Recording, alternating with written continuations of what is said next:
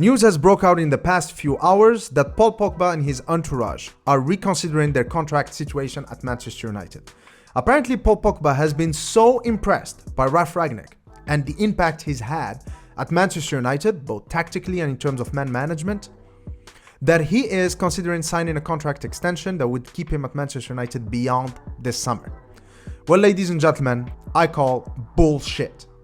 Bullshit. That's not the actual reason why this news has broke out. It's not the actual reason why him and especially Mino Raiola are reconsidering their contract situation. And in this video, I'll tell you exactly what the actual reason is. The reason is very simple. For the past 2-3 years, since it's been common knowledge that Mino Raiola and especially Paul Pogba didn't quite fancy Manchester United and they were looking elsewhere, Mino Raiola has been parading his prized asset to many big clubs around the continent and trying to gauge what kind of interest they may have in his jewel. Well, it turns out that while they did have some interest back then, especially Real Madrid's interest, which was pretty well documented right after 2018 when he won the World Cup with France, it doesn't seem to be the case right now. So let's look at it objectively. If Paul Pogba is available on a free in the summer, which clubs would realistically be interested in him but also able financially to accommodate him into their wage bill? So let's start with the Premier League. Paul Pogba is not going to play for Pep at Man City, and he's not going to play for Klopp at Liverpool. What, you think he's going to sign for Arsenal or sign for Antonio Conte in Spurs or Chelsea? No, I mean, if you're going to those clubs, you stay at Manchester United. Plus, Manchester United, as far as branding is concerned, is still number one in England and one of the best, the very best, like crème de la crème in the world. So it doesn't make sense for him to go to another Premier League club. How about Bayern Munich? No way. Bayern Munich go for different types of players. Players who are professional, not bling flashy players like Paul Pogba, right? So he simply is not the type. They don't have any of Mino Raiola's players and they don't seem to be interested in being associated with an agent like Mino Raiola.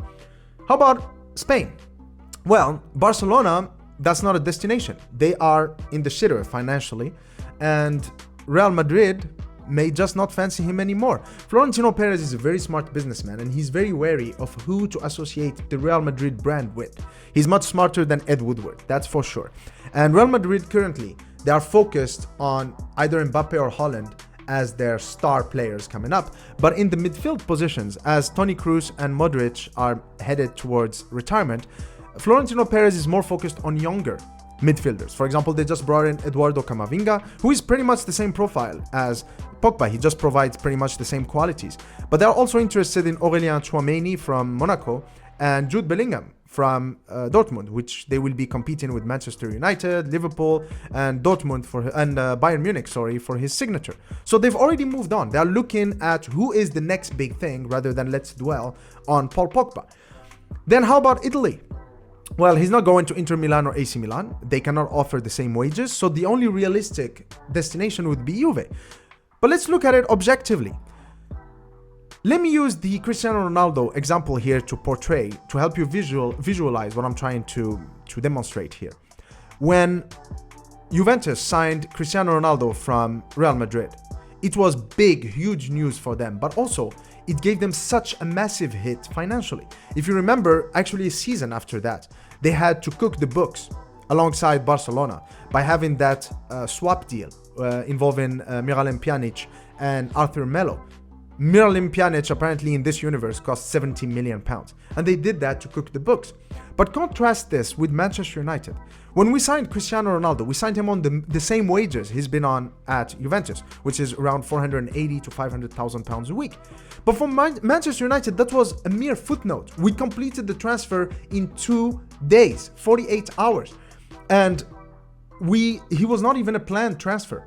We signed Sancho and Varane on big deals. We did not sell any of our top players, so we still were paying all of our stars premium wages.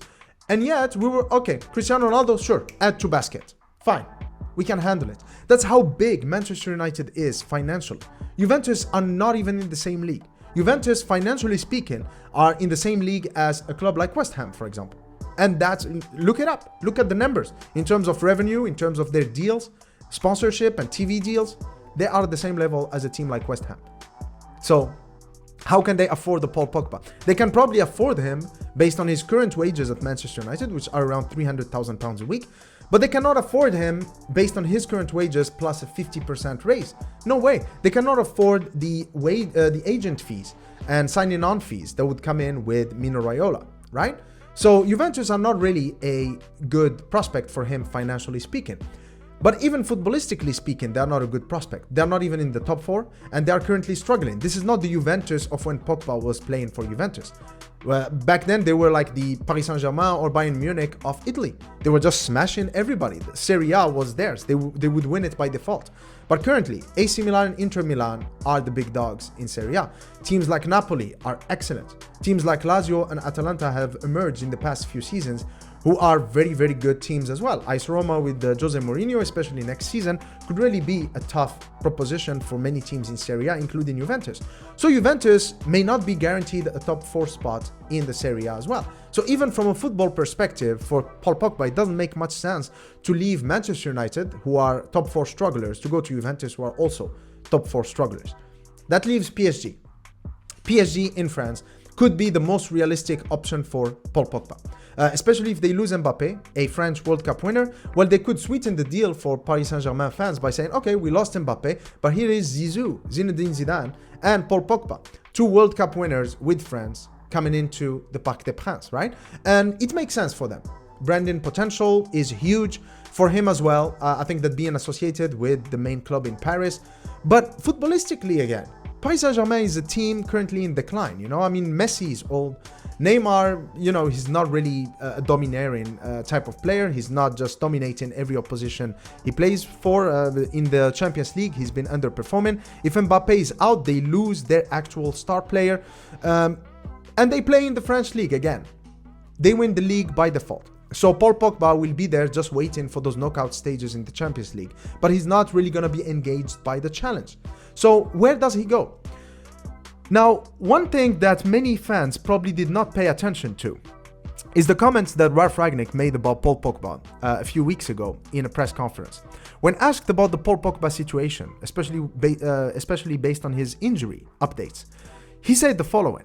He said, when Paul Pogba returns from injury, I'll give him the chance to put himself in the shop window.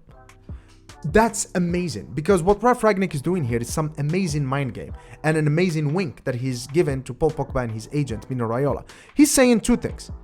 First of all, he's saying, you're not in my plans, so I'm not gonna keep you beyond this year. But also, the second thing he's saying is that there isn't actually that high of a demand in your services. So you better buckle up and show your worth. Otherwise, comes June, you're not gonna get any better offers than what Manchester United has offered you. And for me personally, I think it's time for us to move on. As Manchester United fans, we've been stuck in so much nostalgia and history, and it just doesn't make sense. Let's move on. I mean, he's been here since 2016. He hasn't said the word alight. We haven't won anything that matters in those, you know, what was it now, 6 years, right?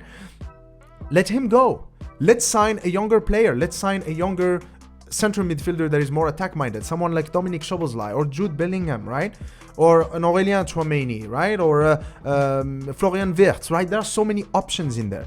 But let's not dwell on the Paul Pogba situation. Just let the guy go. That's it. Let the guy go. We spent £89 million on him. It didn't work out. That's it. This is where we part our ways. But I don't think that we should give him the reported £500,000 that he's looking for. We should definitely not keep being associated with Mino Raiola.